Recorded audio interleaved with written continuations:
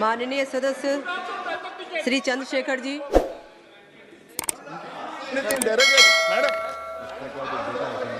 धन्यवाद सभापति महोदया। आओ झुककर सलाम करें उनको जिनके हिस्से में मकाम आता है। बहुत खुशनसीब होते हैं वो लोग जिनका लहू देश के काम आता है। मैं सबसे पहले ऑपरेशन सिंदूर में जो हमारे देश की सेना है उसने जो पराक्रम दिखाया, शौर्य दिखाया, उसके लिए उनको सैल्यूट करता हूं, जय भीम करता हूं।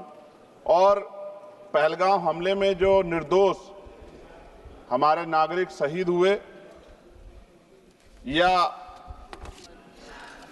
अन्य जो लोग उसके बाद सीज फायर के बाद जो शहीद हुए, उन सभी लोगों के लिए प्रार्थना करता हूं कि उनके परिवारों को कुदरत दुख सहने की शक्ति दे। महोदया, मेरे कुछ सवाल हैं सरकार से।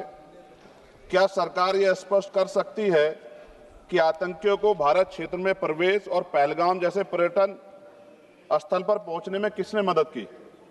क्या सुरक्षा एजेंसियों को इस हमले की पहले से कोई खुफिया इनपुट प्राप्त हुए थे? यदि हाँ, तो उन पर क्या कार्रवाई हुई? पहलगाम हमले में शहीद हुए नागरिकों और स्थानीय ड्राइवर माजिद खान के परिजनों को सरकार द्वारा क्या मुआवजा और सहायता दिया गई? क्या सरकार पर्यटकों की सुरक्षा सुनिश्चित करने के लिए विशेष स्टैंडर्ड ऑपरेटिंग प्रोसीजर लागू कर रही है? क्या भारत सरकार ने अंतर्राष्ट्रीय मंचों पर यह मांग रखी है कि जब तक पाकिस्तान आतंकवाद पर कठोर कार्रवाई नहीं करता तब तक उसे किसी प्रकार की आर्थिक सहायता न दी जाए? ऑपरेशन सिंदूर के बाद जब पाकिस्तान ने जवाबी हमले किए और 21 भारतीय नागरिक शहीद हुए, यहां तक कि हमारे गुरुद्वारों को भी निशाना बनाया गया, तब सरकार ने सीज फायर की अनुमति क्यों दी? क्या यह भारत की कूटनीति कमजोर नहीं दर्शाता? सभापति महोदया, मुजफ्फरनगर में हमारे जिला सचिव हैं भाई कामिल, उनके परिवार के 2 बच्चे भी इस हमले में शहीद हुए थे। क्या सरकार ये मानती है कि टीआरएफ द्वारा इस हमले में खासतौर पर हिंदू पर्यटकों को निशाना बनाना भारत में सांप्रदायिक द्वेष को बढ़ावा देने का प्रयास था? यदि हाँ, तो इसे रोकने हेतु सरकार ने क्या रणनीति बनाई? सरकार उस मुस्लिम पोनी ऑपरेटर को क्या सम्मान देगी जिसने अपनी जान देकर तीर्थ यात्रियों की रक्षा की? क्या उसे शहीद घोषित किया जाएगा? पाकिस्तान को हाल ही में आईएमएफ द्वारा $2 अरब से अधिक की सहायता राशि दी गई है। क्या भारत ने औपचारिक रूप से आईएमएफ और अन्य वैश्विक संस्थाओं के समक्ष आपत्ति दर्ज कराई है? क्या सरकार ने जांचा है कि आईएमएफ या अन्य विदेशी मदद का कोई हिस्सा आतंकवादी गतिविधियों में उपयोग तो नहीं हो रहा है? क्या सरकार ये स्वीकार करती है कि पहलगाम हमले में खुफिया तंत्र पूरी तरह विफल रहा है? यदि हाँ, तो कौन जिम्मेदार है और उसके विरुद्ध क्या कार्रवाई होगी? क्या सरकार स्पष्ट कर सकती है इतने भारी सुरक्षा प्रबंधों के बावजूद टीआरएफ जैसे आतंकवादी संगठन के सदस्य भारत में प्रवेश कैसे कर जाते हैं? क्या सरकार ये बताएगी पहलगाम जैसे संवेदनशील क्षेत्र में सुरक्षा समीक्षा अंतिम बार कब की गई थी और उसमें क्या कमियां चिन्हित की गई थी? प्रधानमंत्री जी ने इस हमले के बाद पहलगाम का दौरा क्यों नहीं किया जबकि देश भर में भावनात्मक उबाल था?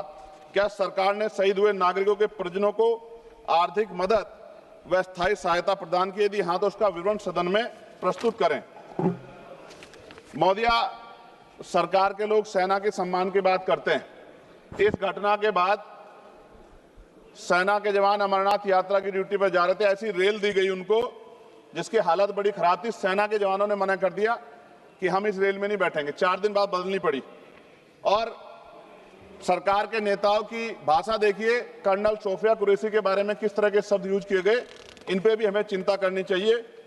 देश की सेना के लिए मेरी मांग है महोदया कि सेना और अर्धसैनिक बलों के वेतन को टैक्स मुक्त किया जाए, बैटल ऑफ ऑनर से सम्मानित, क्योंकि ये इस समय ऐसा विषय चल रहा है कि देश की सेना पे हमें गौरव है, गर्व है, लेकिन जिस तरह से आतंकवादी गतिविधियां बढ़ी है, मेरी मांग है कि बैटल ऑफ ऑनर से सम्मानित चमार रेजिमेंट को बहाल किया जाए, Gurjar regiment, Mehtar regiment, Yadav regiment बनाए जाए, क्योंकि देश का जो किसान का मेरा उसके अंदर देश का जो गांव में रहने वाला जो व्यक्ति है उसके अंदर देश प्रेम का जज्बा बहुत जबरदस्त है।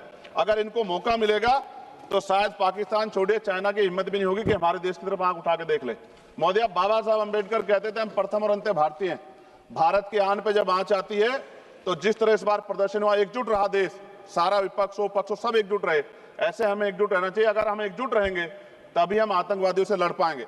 महोदया, 1965, 71, 1999 के युद्ध में किसी भी अरब देश ने पाकिस्तान का साथ नहीं दिया था, लेकिन आज एक भी अरब कंट्री हमारे फेवर में नहीं खड़ी। क्या हमें अपनी फॉरेन पॉलिसी पर नहीं सोचना चाहिए कि ऐसा क्या हो गया कि हमारी राजनीतिक जो भारतीय की लोकल राजनीति है, इसके चक्कर में क्या हमारी फॉरेन पॉलिसी या हमारे मित्रों को के मन में पीड़ा तो नहीं पहुंच रही है? पाकिस्तान ने कहा और आपने मान लिया, और आपने सीज फायर का आज रक्षा मंत्री जी को मैंने सुना, उन्होंने कहा भाई, उन्होंने कहा कि महाराज हाथ जोड़ते हैं, छोड़ो। उन्होंने कहा और आपने मान लिया, लेकिन फिर उसके बाद 10 तारीख को दोबारा से जो है ड्रोन उड़े और 15 लोग शहीद हुए, 43 लोग घायल हुए। हम अपने आम नागरिकों को क्यों, जबकि मान रहे हैं, मैंने रक्षा मंत्री जी को सुना, वो कह रहे हैं कि ऑपरेशन सिंदूर खत्म नहीं हुआ है, ये रोका गया है। इसका मतलब हमें खतरा है कि दोबारा भी हमला हो सकता है। पाकिस्तान अपनी हरकतों से बाज नहीं आ रहा, तो हम अपने आम नागरिकों को और सेना के जवानों के जीवन को खतरे में क्यों डाल रहे हैं भविष्य में? क्या हमें इसके पुख्ता और परमानेंट इंतजाम नहीं करने चाहिए? जैसे अगर सरकार को, मैंने कई बार सुना सरकार के लोग अखंड भारत की बात करते हैं, इससे अच्छा मौका आपको काम मिलता। पीओक्यू लेने के बाद हमारे उत्तर प्रदेश के मुख्यमंत्री बार बार कहते कि चुनाव में कह रहे थे 6 महीने के बाद पीओक्यू इधर होगा, अगर सरकार बन गई, जनता ने तो मौका दे दिया, कहां है पीओक्यू? क्यों नहीं लेके आए इस बार आप लोग? तो पहली सीढ़ी तो इस बार ही चढ़ गए थे। जिस तरह से मीडिया ने माहौल बनाया था मोदिया, तो ऐसा लगा कि अगर देश की सेना ने जो हिम्मत जुटाई थी, सरकार मदद करती, तो माननीय नरेंद्र मोदी जी पाकिस्तान के भी प्राइम मिनिस्टर होते इसी बार, और फाइनेंस मिनिस्टर बैठी है हमारी, ये पाकिस्तान की फाइनेंस मिनिस्टर होती। इस तरह के हालात बने हुए थे और ऐसा मौका चूकना ही नहीं चाहिए था।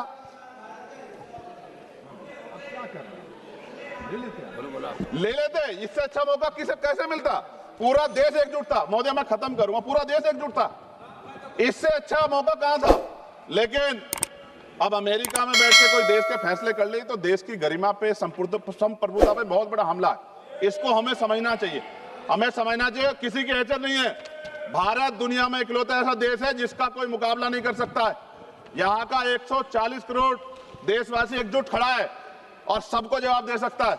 मोदी, आज खत्म करते हुए कहूंगा, अमरनाथ की यात्रा आ रही है अगस्त के फर्स्ट वीक में, चल भी रही है, नहीं चल रही। अनुराग भाई, आपको बोलने का मौका नहीं दिया, आप ये नाराजगी मेरे ऊपर मत उतारो। आप लड़ो ना उनसे, आप लड़ो चेयर से, मुझे काहे को करना। खत्म हो रही है अमरनाथ की यात्रा, खत्म होने वाली, सुरक्षा के पुख्ता इंतजाम होने चाहिए और दोबारा ऐसी कोई घटना ना हो। लेकिन अंत में महोदय मैं कहूंगा, आम लोगों की जान भी गई, क्या सरकार ने उन परिवारों को मुआवजा दिया है?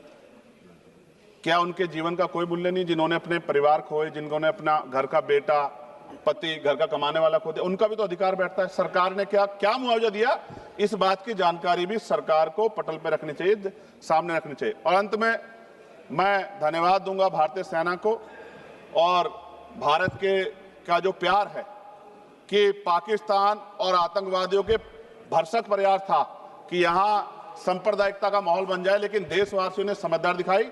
और कश्मीरियों को भी मैं बहुत धन्यवाद देता हूं कि उन्होंने कोशिश की कि किसी भी तरह से कश्मीर के ऊपर जो ये इतना बड़ा इल्जाम लगा है, ये इल्जाम में कश्मीरी शामिल ना हो और ऐसे आतंकवादियों पर सख्त कार्रवाई। पता लगा है कि ऑपरेशन महादेव हुआ है और यही पता लगा कि वो तीनों आतंकवादी मारे गए। लेकिन मैंने अखबार में ये भी पढ़ा था कि वो जो मुख्य आरोपी था कुछ दिन पहले पाकिस्तान में था। कोई पिकनिक चल रही है कि उधर भी चले जाते, इधर भी आ जाते? क्या है बॉर्डर पे ऐसा?